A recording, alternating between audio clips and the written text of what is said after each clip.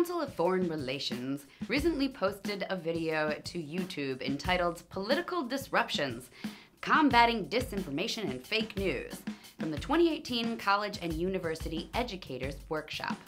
It's a panel discussion presided over by Richard Stengel, and in it, Stengel has some really interesting things to say about propaganda.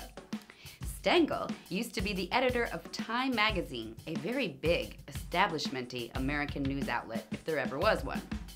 He is also the former Undersecretary of State for Public Diplomacy for Obama. So this guy was responsible for propaganda coming at us through our news organizations and our government at a very high level. And that's not just me being all edgy using the word propaganda. That's the word he used on the panel. And he wasn't talking about Russia or some other country's misinformation campaign. He was talking about his own work at Time and at the State Department here in the US. This is literally what he said. His words. Ready? Basically, every country creates their own narrative story, and my old job at the State Department was what people used to joke as the chief propagandist job. Propaganda. I'm not against propaganda. And every country does it, and they have to do it to their own population. And I don't necessarily think it's that awful.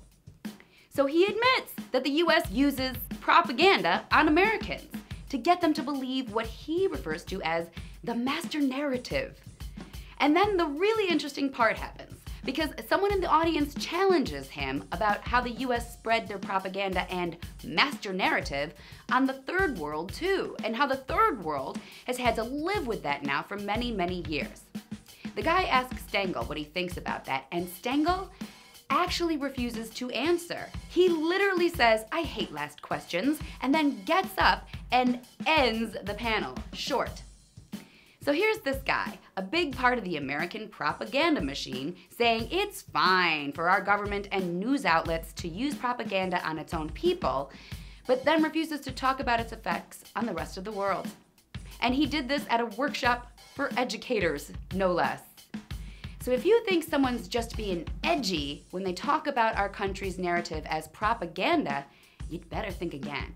Because the people at the top know that's exactly what it is, and it's about time you do too.